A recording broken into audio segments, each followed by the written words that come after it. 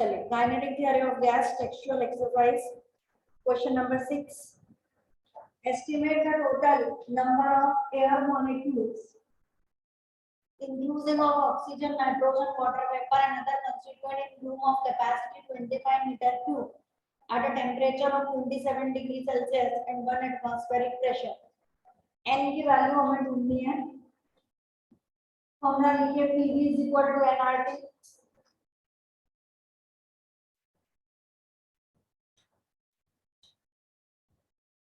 PV is equal to nRT. R का मतलब होता है बोल्ट्जमैन कांस्टेंट के टर्म्स में आपको समझाया था कि R is equal to Avogadro's number multiplied by Boltzmann constant. आपको बोल्ट्जमैन याद नहीं रहता तो Kb लिख लो जैसा आपको अच्छा लगे. तो PV is equal to n, R की जगह Na Kb multiplied by T. अब हमें क्या चाहिए, हमसे पूछा है find the number of molecules in air. तो टोटल नंबर ऑफ मॉलिक्यूल्स कितने होंगे? Number of moles n is equal to n upon n. Cross multiply किया तो n is equal to n into n. n कितना है यहां से ले लेते हैं PV upon Na Kb T is equal to n. पता चला? n की जगह हम लोग यहाँ पे रिप्लेस कर देते हैं PV upon Na Kb T और मल्टीप्लाइड बाय Na कट हो गया. प्रेशर आपको दे रखा है 1 atmosphere which is 1.013 into 10 raised to 5 pascal. Volume हमें दे रखी है 25 मीटर क्यूब, वो लिख दी. Kb कांस्टेंट है, Boltzmann constant 1.38 into 10 raised to -23 और टेम्परेचर दिया है 27 डिग्री सेल्सियस. तो 27 + 273 is 300. ये हमारा फाइनल आंसर. R की वैल्यू क्यों नहीं लिखी? क्योंकि आइडियल गैस नहीं, हमें 1 मोल के हिसाब से आंसर लगाना है per mole. Answer 0.06 into 10 raised to 28 या 6.1 into 10 raised to 26 molecules.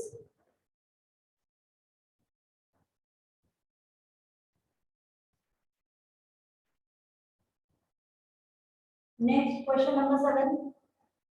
Estimate the average thermal energy of helium atom at room temperature 27 degrees Celsius. Second, the temperature on surface of sun, that is 6000 Kelvin, and temperature of 10 million Kelvin. तीनों में हमें energy चाहिए. Energy का formula E is equal to 3/2 kT. सारे real gases के terms में हम लोग आंसर निकाल रहे हैं. E is equal to 3/2 kT. 3/2 पहले केस में ये आपका कांस्टेंट है 1 पॉइंट, अभी लिखा.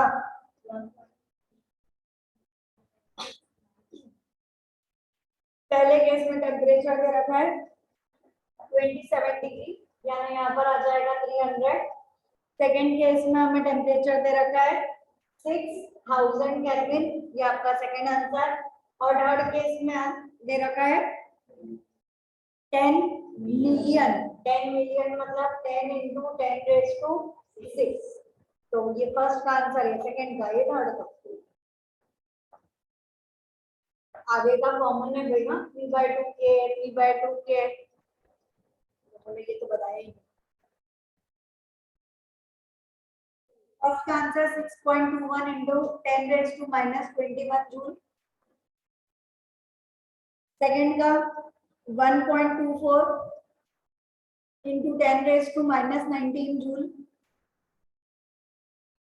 और थर्ड का 2.1 into 10⁻⁻16 जूल।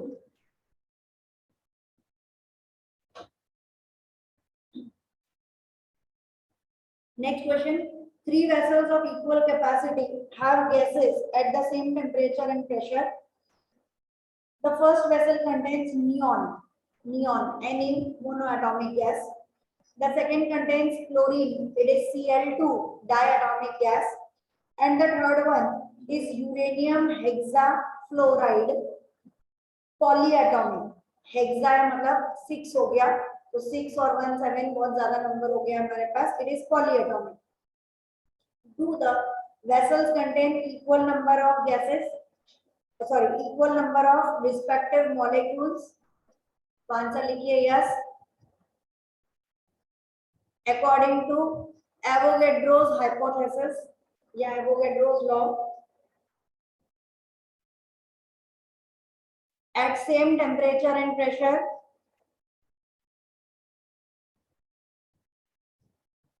equal, जो उसका लॉ है वो पूरा लिख देने का. At same temperature and pressure, equal volume of gas will have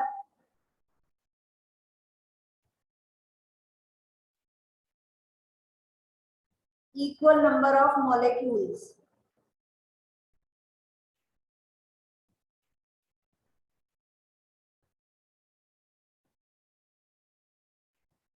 Next, उसी में पूछा है, is the RMS speed same in 3 case? अब VRMS का फॉर्मूला सोचना पड़ेगा हमें. VRMS का फॉर्मूला होता है under root of 3RT upon M.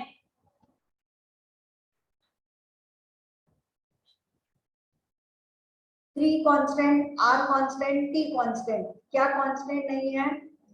Molecular mass, molar mass जो है वो अलग अलग है. VRMS is inversely proportional to under root of M. Since they have different molar mass, so they will have different VRMS value. इसी का third part, if not, in which case is VRMS largest? जिसका molar mass सबसे कम होगा उसका VRMS सबसे ज्यादा होगा. तीन चीजें हमारे पास, नियॉन है, Cl2 है और पॉलीएटॉमिक वाला. यूरेनियम वर्ड आते ही तो वैसे ही अपने आप में बहुत बड़ा हो गया, यूरेनियम हेक्साफ्लोराइड, तो वो तो छोड़ ही दो. नियॉन और Cl2, इन दोनों में से नियॉन का मोलर मास सबसे कम है तो उसकी VRMS वैल्यू सबसे ज्यादा. तो answer, since neon has lowest molar mass, so its VRMS is highest.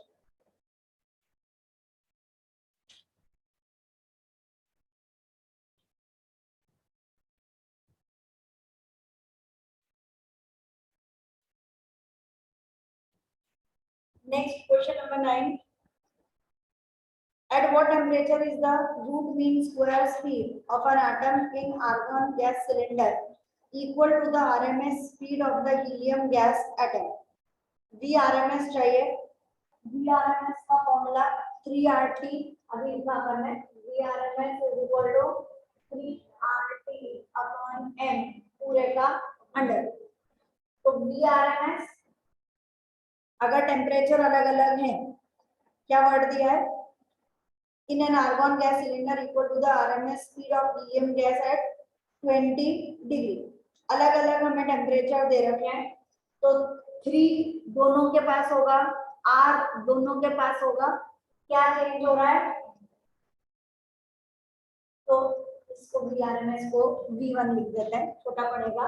और V2 is equal to under root of, ठीक, कैसे लिखते हैं इसको सॉल्व करने का तरीका? दोनों के हमें बोला है कि इक्वल RMS स्पीड, यानी V1 is equal to V2. Condition उन्होंने ये वाली दी है, तो under root of T1 upon M1 is equal to under root of T2 upon M2.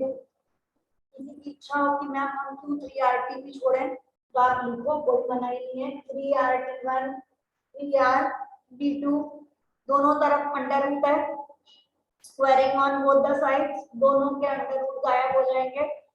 दोनों का 3R कट हो जाएगा, एक ही बात है। You will have T1 upon M1 is equal to T2 upon M2। T2 ढूंढना है, T1 M2 upon M1। T1 ढूंढना है, T2 ढूंढना है, सॉरी T1 ढूंढना है भाई, दूसरे वाला दे रखा है नॉर्मली ऐसा नहीं होता, ठीक है। T1 is equal to T2 M1 upon M2। T2 की जगह 20 माइनस 20 डिग्री दिया है, माइनस 20 प्लस 270 इट इज 253। तो T2 की वैल्यू 253। उसके अलावा हमारे पास में कौन कौन है? At what temperature is the root mean square in an argon gas is equal to the RMS of the helium gas? पहले वाली कौन सी है? आर्गन। दूसरी वाली कौन सी है? हीलियम। हीलियम का मॉलिक्यूलर मास होता है 4। तो N2 की वैल्यू हमारे पास हो गई 4। अब बचा आर्गन। याद करो ना, हीलियम, नियॉन, आर्गन। आर्गन का एटॉमिक मास, चलिए आर्गन का एटॉमिक मास उन्होंने बोला है 39.9। तो M1 की वैल्यू 39.9, ये 5 मास, तो 253 into 39.9 अपॉन 4। सीबीएसई अब 40 लेके राउंड ऑफ करके निकाल लो 39.9 का। इसका answer finally T1 is equal to 2.5 into 10 raised to 3 Kelvin।